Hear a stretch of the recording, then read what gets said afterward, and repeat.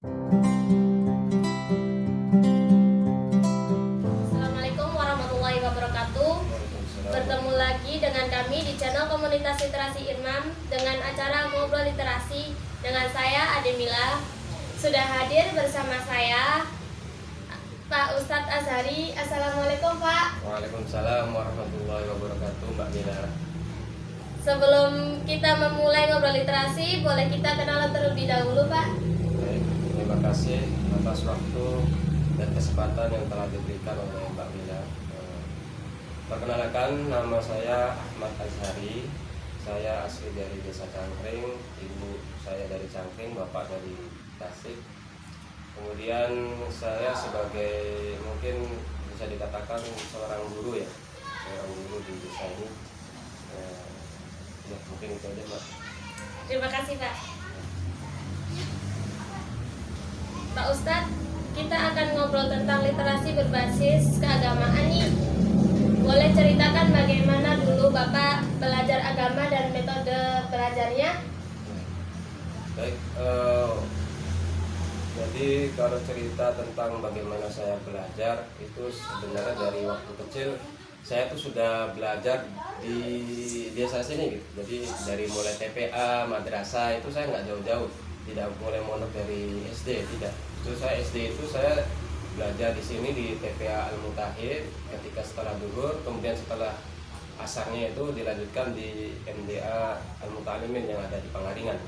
Jadi ya hari-hari saya waktu kecil itu ya belajar terus gitu. Dari pagi sampai sore. Kemudian setelah lulus dari SD dilanjutkan ke pondok pesantren di Kuningan ya, namanya pondok pesantren Husnul Khotimah. Di sana dari SMP sampai aliyah itu di sana 6 tahun. Alhamdulillah selesai tepat waktu. Kemudian tahun 2006 alhamdulillah ikut tes di Departemen Keagamaan untuk seleksi masuk Universitas Al-Azhar. Alhamdulillah qadarullah lulus dan pada tahun itu juga berangkat di sana. Jadi kuliah di Mesir itu sekitar 5 tahun satunya untuk mendapatkan RC. Jadi kurang lebih seperti itu sejarah dari bagaimana saya belajar agama ya. Apa perbedaan metode belajar di dalam negeri dengan di Mesir? Kalau bicara tentang metode pembelajaran, sebenarnya di Indonesia itu sudah lebih maju ya dibandingkan dengan di Mesir. Karena di Mesir itu metode belajarnya itu relatif menggunakan hanya satu metode saja, yaitu metode muhadharah kalau kita di sana menamainya. Itu metode muhadharah itu adalah seorang dosen berbicara di depan sendiri, kemudian menerangkan segala subjek atau mata kuliah tentang segala permasalahan di dalamnya sesuai dengan mata kuliahnya. Berbeda dengan di Indonesia kan sangat sudah berkembang dari segi metode. Ini ketika berbicara tentang metode, saya akui Indonesia ini lebih banyak maju karena di sana ada sistem diskusi ya, sistem bagaimana cara mempresentasikan makalah kan, apalagi menggunakan proyektor dan lain sebagainya. Dari segi metode Indonesia sedikit lebih maju lah dari Mesir. Tapi yang bagusnya di Mesir itu adalah di sana sangat banyak sekali literasinya gitu, atau buku-buku yang dicetak setiap hari di Mesir itu sangat banyak sekali. Bahkan dikatakan dalam satu hari itu bisa 6 buku keluar di Mesir. Itu bagaimana tingkat ya, apalagi minat baca ya, tingkat menulisnya aja begitu produktif, apalagi minat bacanya.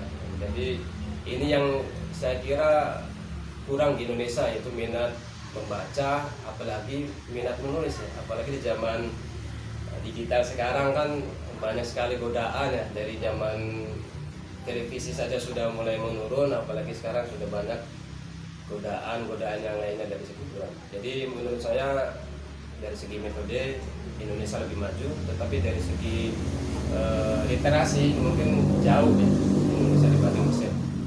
Ya, terima kasih Mbak. Setelah menempuh jenjang pendidikan agama, di mana saja Pak Ustadz pernah mengajarkan ilmu yang Pak Ustadz miliki? Baik, jadi Jadi saya lulus LC itu tahun 2011 ya. Tapi saya baru pulang tahun 2018 ya di Indonesia ini. Jadi setelah lulus tuh saya ini sedikit iseng-iseng bimbel gitu, memberikan bimbingan belajar kepada adik-adik kelas saya di Mesir. Ada namanya di sana Asyatigi Center. Nah di sana itu ada pusat pembelajaran atau membimbing bagi mahasiswa yang ingin belajar mata kuliah tertentu yang ingin dibimbingkan. Jadi di sana ada bukan orang Indonesia saja, saya ikut membimbingkan juga orang Malaysia dan orang Thailand. Jadi ketika ingin ujian saya membimbingkan. Dan itu ketika saya di Mesir ya 2011 sampai 2018. Dan kebetulan saya S2 juga sebenarnya di sana, tapi nggak sampai selesai. Kemudian ketika saya pulang, saya langsung mengajar di pondok pesantren Al-Multazam. Itu alma mater ya sebenarnya, bukan alma mater sih, tapi pendirinya itu sama. Alma mater saya kan di Universitas Fatimah, tetapi pendiri Al-Multazam itu sama, Bapak Kiai Haji Sa'al Suhana. Jadi saya mengabdikan ilmu saya untuk mengajarkan para santri di pondok pesantren Al-Multazam, khususnya di Al-Multazam 2 di Linggarjati. Dan alhamdulillah saya tahun pertama itu mengajarkan sesuai dengan bidang saya, itu fikih, mengajarkan ilmu fikih. Kemudian 2 tahun ke belakang saya mengajarkan bahasa Arab, karena memang sangat perlu sekali, sangat penting gitu, belajar bahasa, karena ilmu alat itu sebagai ilmu untuk membuka. Karena ilmu alat itu sebagai ilmu pembuka untuk ilmu-ilmu yang lainnya. Jadi ketika kita sudah memegang bahasa Arab, ketika sudah memegang ilmu nahwu, ilmu shorof, insya Allah ilmu-ilmu yang lainnya juga itu akan ikut ngintil gitu. Jadi kalau sebisa mungkin kita pegang dulu ilmu bahasa, itu ilmu alat ya, supaya kita bisa berkomunikasi, supaya kita bisa membaca bacaan yang lebih luas lagi. Seperti yang pada banyak tokoh ini kan, tokoh-tokoh serukan memotivasi kita untuk kuasai bahasa asing, pergunakan bahasa Indonesia, dan lestarikan bahasa Jawa atau bahasa daerah ya, bahasa orang Cirebon ya. Itu mungkin Mbak. Iya. Menurut Ustadz, bagaimana pemahaman masyarakat Cangkring dalam keagamaan dan seberapa besar minat belajar agama masyarakat Cangkring? Kalau kita bicara mengenai minat dan pemahaman, sebenarnya masyarakat Cangkring ini sebenarnya memiliki ketertarikan yang sangat tinggi untuk bisa belajar agama lebih dalam. Tetapi mungkin di sini permasalahannya adalah sarana atau wadahnya itu yang mungkin minim gitu ya, bukan berarti kurang, minim. Jadi kalau saya perhatikan minat mereka untuk belajar itu sangat tinggi. Bahkan orang-orang yang sudah sepuh juga ingin sekali gitu belajar, atau minimal kalau tidak bisa baca itu ingin sekali. Tetapi ya itu mungkin minim sarana dan minim kesempatan ya, atau mungkin tidak ada kesempatan untuk melakukannya, jadi sedikit terkendala. Karena saya lihat ketika Ramadan kemarin di Masjid Babul Jana ini kan, alhamdulillah kan setiap pagi ada kuliah subuh ya, jadi sangat penuh terus gitu Pak masjidnya, walaupun berdinamika ya, kadang penuh ya, kadang sedikit ya, tapi ya dari wajah-wajah itu ingin semangatnya tinggi gitu. Jadi kalau bisa dibilang pemahamannya itu masih kalah dengan minatnya ya. Mungkin itu harus kita pendekatan untuk supaya pahamnya itu yang bisa kita perkuat lagi. Apa yang mesti diperbaiki agar minat belajar masyarakat tentang agama lebih meningkat? Jadi kalau kita bicara solusi ya, tentunya tidak bisa dari satu jalur saja ya. Jadi kita mesti mengayom semua elemen ya, baik itu dari keluarga, dari lembaga juga yang misalnya dari pemerintah, dan juga dari pendidikan juga.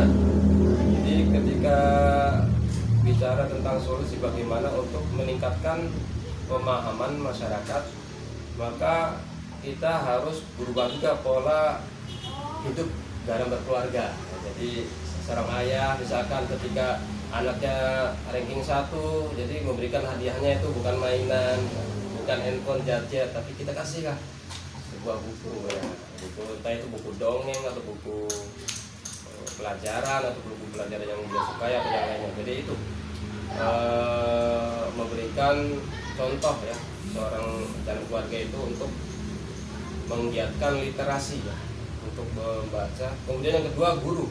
Nah guru itu ya sedikit banyaknya sebagai sentral kan, yang membebankan siswa ya, kalau kita bicara di sini seorang siswa untuk menugaskan membaca buku gitu. Jadi ini sangat jarang ya, atau mungkin sedikit lah, sangat jarang untuk menugaskan kamu ketika liburan bacalah 1 buku atau 2 buku. Nah ini yang sedikit kurang gitu, berbeda dengan negara-negara yang tingkat literasinya tinggi seperti di Finlandia ya, katanya di sana itu kan tingkat pendidikannya itu metode dan segala macam itu sangat tinggi, kurikulum dan lain sebagainya. Itu karena satu ya, karena tingkat literasinya, tingkat pembacanya itu tinggi. Jadi ketika liburan tugasnya baca sekian judul buku, bisa sampai belasan mungkin ya. Makanya mereka punya wawasan dan ya maju gitu kan, karena dengan baca kan kita menjadi tahu ya, jadi tahu, kemudian ya jadi ya berkembang gitu. Seorang petani yang membaca dengan seorang petani yang tidak membaca tentu berbeda ya. Jadi dalam 1 meter kotak itu, dalam 1 petak ladang kalau membaca misalkan dia menggunakan teknik yang ada di buku, misalnya hidroponik dan lain sebagainya, tentunya lebih maju daripada petani yang konvensional gitu. 1 ladang cuma menggunakan ladang itu ya saja. Kalau dengan hidroponik, dengan membaca teknik-teknik yang lainnya, dengan ya insya Allah lebih berkembang dibanding dengan yang tidak membaca. Lebih tahu gitu Lebih ya, tahu Pak, ya. mengerti. Iya. Apalagi anak kan dalam masa pertumbuhan, nah itu lebih bagus. Ya, mungkin itu Mbak. Apa yang sudah Pak Ustadz lakukan untuk masyarakat?